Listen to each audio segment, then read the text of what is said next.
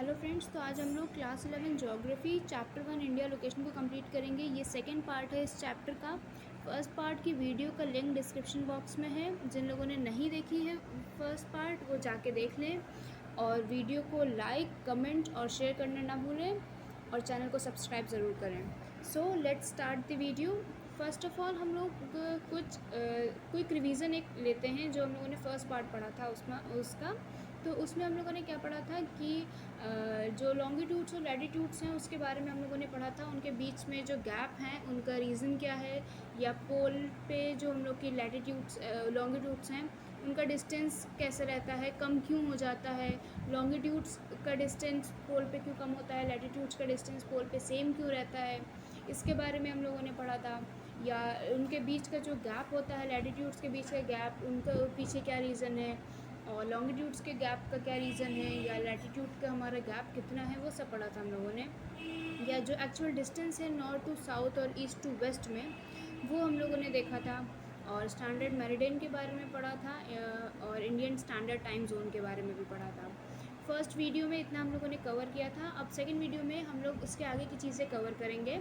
तो पहले तो कुछ क्वेश्चंस हैं फर्स्ट वीडियो से रिलेटेड जिनका आंसर आप लोग मुझे कमेंट सेक्शन में करेंगे। The questions are: actual distance from north to south, actual distance from east to west, full form of IST, distance between two latitudes। ये 4 क्वेश्चंस हैं जिनका आंसर आप लोग मुझे बताएंगे कमेंट सेक्शन में। ओके, यहाँ पे देखें तो name a few places in India through which standard meridian passes. हमें उन प्लेसेस के नाम बताना है या उन जगहों के नाम बताने हैं जो स्टैंडर्ड मेरिडियन जहाँ से पास करती है इंडिया में। तो वो नाम जो है आप लोग मुझे कमेंट करके बताएंगे कमेंट सेक्शन में।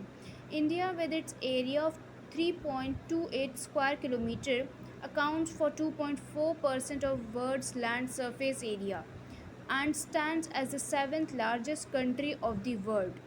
तो यहाँ पे ये बताया गया है कि हमारी जो कंट्री है इंडिया, वो अगर वर्ल्ड्स लैंड सरफेस एरिया देखें तो 2.4% एरिया कवर करती है। अगर न्यूमेरिक वैल्यू में देखा जाए इसको तो 3.28 square kilometre, million square kilometre, इतना एरिया कवर करती है। वैसे परसेंटेज वैल्यू जो हम लोगों की ये है 2.4%, इसको आप लोग ज़्यादा ध्यान रखें। वैल्यू ये भी हमारे लिए इम्पॉर्टेंट है क्योंकि परसेंटेज वैल्यू ज़्यादातर MCQs में आ सकती है। ठीक है, फिर क्या है, इंडिया हमारी जो है ये 7th लार्जेस्ट कंट्री है। तो उसके पहले जो और 6 कंट्रीज़ हैं उनका नाम आप लोग को बताना है कमेंट सेक्शन में। ये देखिए यहाँ पे क्वेश्चन भी है, find out the names of the countries which are larger than India. तो उन 6 कंट्रीज़ के नाम आप लोग को बताने हैं जो इंडिया से पहले आती हैं। ठीक है, अब हम लोग नेक्स्ट टॉपिक पे आते हैं। साइज़, इंडिया के साइज़ के बारे में यहाँ पे बताया है। The size of India has endowed with her great physical diversity. Thus, you may appreciate the presence of lofty mountains in the north, large rivers such as Ganga, Brahmaputra, Mahanadi, Krishna, Godavari and Kaveri, green forested hills in northeast and south India, the vast sandy expanse of Marusthali। तो ये चीज़ें जो इन्होंने physical diversity के बारे में बताया हुआ है यहाँ पे हम लोगों को, इसको हम लोग एक बार डायरेक्शंस के में देख लेते हैं कैसे है। यहाँ पे देखेंगे, ये देखिए यहाँ पे बताया हुआ है कि नॉर्थ पे हमारे माउंटेन्स हैं, नॉर्थ ईस्ट में हमारी रिवर्स हैं, गंगा, ब्रह्मपुत्र, महानदी, कृष्णा, गोदावरी एंड कावेरी। साउथ में आएंगे, साउथ की बात करें तो ग्रीन फॉरेस्टेड हिल्स हैं यहाँ पे। और अगर वेस्ट में देखें तो यहाँ पे सैंडी एक्सपेंस है मरुस्थली का। मरुस्थली हमारा डेजर्ट एरिया है जो कि गुजरात का पार्ट हमारा जो है, या वेस्ट पार्ट जो हम लोगों का है वो ज़्यादातर हम लोग का मरुस्थली में आता है। देखिए यहाँ वेस्ट डायरेक्शन में हम लोग का साउथ सैंडी एक्सपेंस ऑफ मरुस्थली है। ठीक है, फिर उसके बाद यहाँ पे हमारे आता है, you may further appreciate that bounded by the Himalayas in the north, Hindu Kush and Suleiman range in the northwest, Purvanchal hills in the northeast, and by the large expanse of Indian Ocean in the south. It forms a great geographical entity known as the Indian subcontinent. It includes the countries Pakistan, Nepal, Bhutan, Bangladesh and India. ये यहाँ पे जो इन्होंने boundary बताई है जो country को protect करते हैं, चारों तरफ से बाउंड्री बनती है, उसको हम लोग एक बार यहाँ पे देखते हैं क्या है। देखें जैसे नॉर्थ में हमारा हिमालय आता है, नॉर्थ की बाउंड्री में हमारे हिमालय है, नॉर्थ ईस्ट में पूर्वांचल हिल्स हैं, नॉर्थ वेस्ट की बात करें तो यहाँ पे हिंदू कुश एंड सुलेमान रेंज है, हिंदू कुश एंड सुलेमान रेंज है यहाँ पे। और साउथ में आएंगे तो वहाँ पे साउथ में इंडियन ओशन हम लोगों का है, ठीक है। तो ये कुछ चीज़ें थी। उसके बाद फिर यहाँ पे इन्होंने क्या बताया था, ये चीज़ें जो हम लोगों की हैं ये सब मिलके बनाती हैं इंडियन सब कॉन्टिनेंट। और ये जो इंडियन सब कॉन्टिनेंट है इसमें कौन कौन सी कंट्री हमारी इंक्लूडेड हैं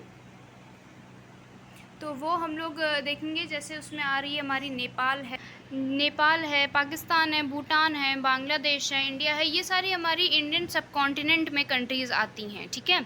ये 5 कंट्रीज़ हैं जो हमारी इंडियन सब कॉन्टिनेंट में आती हैं। उसके बाद अगर हम लोग यहाँ पे बात करें तो फिर यहाँ पे बताया गया है कि the Himalayas together with other ranges have acted as a formidable physical barrier in the past except for a few mountain passes such as the Khyber, the Bonla, the Shipkila, the Nathula and the Bomdila, etc. It was difficult to cross it. तो यहाँ पे उन्होंने ये बताया हुआ है कि जो हमारे हिमालयाज़ हैं और उसके साथ कुछ और रेंजेस मिल के एक फॉर्मिडेबल फिज़िकल बैरियर बनाते हैं, जो कि ये बैरियर वो होता है जिसको मतलब आसानी से क्रॉस नहीं किया जा सकता है, ठीक है ना। तो ये बैरियर जो हम लोगों का है इसको आसानी से क्रॉस नहीं कर सकते हैं, लेकिन कुछ माउंटेन पासेस हैं जिनको हम लोग क्रॉस कर सकते हैं, जो कि है the Khyber, the Bolan, the Shipkila, the Nathula and the Bomdila. उसके बाद इन्होंने यहाँ पे बताया है कि peninsular part of India extends toward the Indian Ocean. हमारा जो पेनिनसुलर पार्ट है कंट्री का, इंडिया का, वो एक्सटेंड करता है इंडियन ओशन की तरफ। तो यहाँ पे एक बार देखते हैं पेनिनसुलर पार्ट हमारा ये है, सदर्न पार्ट हमारी कंट्री का जो है वो हमारा पेनिनसुलर पार्ट है ना। तो पेनिनसुलर पार्ट का मतलब, पेनिनसुला का मतलब क्या होता है, a piece of land almost surrounded by water. तो जो हमारा सदर्न पार्ट है कंट्री का, अगर आप लोग मैप में देखें या डायग्राम में भी आप लोग को यहाँ पे क्लियर हो रहा होगा कि जो हमारा सदर्न पार्ट है इसके चारों तरफ जो है पानी मतलब कि चारों तरफ क्या, इधर साइड आप लोग देख रहे हैं ना कि ये एरिया हमारा पानी से कवर है और ये एरिया भी पानी से कवर है। ऊपर की तरफ तो हमारा मतलब सारे स्टेट्स आते हैं, लेकिन इधर ये 3 साइड जो इसकी हैं ये पानी से कवर है, यहाँ पे भी सब पूरा वाटर है। और ये यहाँ पे हमारा आता है इंडियन ओशन, ठीक है। तो पेनिनसुलर पार्ट आप लोग को आई होप समझ में आ गया होगा, और इसका आप लोग जाए इसको नोट डाउन रखें कि पेनिनसुला का मतलब क्या होता है, a piece of land almost surrounded by water, ठीक है। फिर उसके बाद उन्होंने बताया है this has provided the country with a coastal line of 6100 kilometres in the mainland and 7517 kilometers in the entire geographical coast of the mainland, plus the island groups Andaman Nicobar located in the Bay of Bengal and Lakshadweep in the Arabian Sea. तो ये जो हमारा coastal line है main land पे वो है 6100 kilometres, यहाँ पे 6100 किलोमीटर्स है।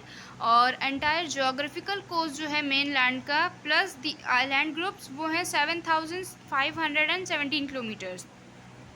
बात करते हैं आइलैंड ग्रुप्स की, तो उसमें हमारे 2 आइलैंड्स हैं, लक्षद्वीप एंड अंडमान निकोबार। लक्षद्वीप हमारा आता है अरेबियन सी में, अंडमान निकोबार आता है हमारा बे ऑफ बंगाल में, ठीक है। तो उनके छोटा सा डिफरेंस देखते हैं।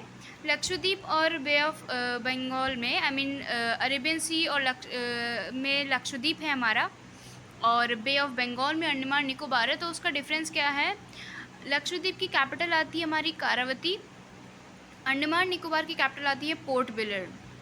Lakshadweep has 27 islands, comparing to Andaman Nicobar it has 572 islands. Only 11 islands are inhabited in Lakshadweep as compared to Andaman Nicobar there are 38 islands which are inhabited. Okay, तो ये बेसिक सा डिफरेंस है जो हम लोग को पता होना चाहिए, और इसका डिफरेंस आता है अंडमान निकोबार का और लक्षद्वीप का। तो इसको अगर आप लोग देख लें तो ज़्यादा अच्छा होगा, मतलब एग्ज़ाम के पॉइंट ऑफ व्यू से। यहाँ पे हम लोग आते हैं अपने नेक्स्ट टॉपिक पे, India and its location. India is located in the south central part of सब South central part of continent of Asia, bordering the Indian Ocean and its two arms extending in form of Bay of Bengal and the Arabian Sea.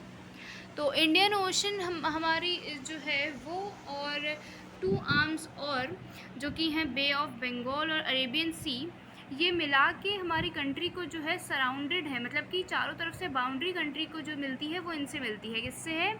यहाँ पे देखिए Indian ocean से, और to arms हैं बे of Bengal and Arabian सी, इससे country को boundary मिलती है। और कंट्री हमारी कहाँ पे है? India is located in the south central part of the continent of Asia. South Asia world के मैप में जब आप लोग एशिया देखेंगे तो उसके साउथ सेंट्रल पार्ट में इंडिया लोकेटेड है। ओके, यहाँ पे आते हैं हम लोग।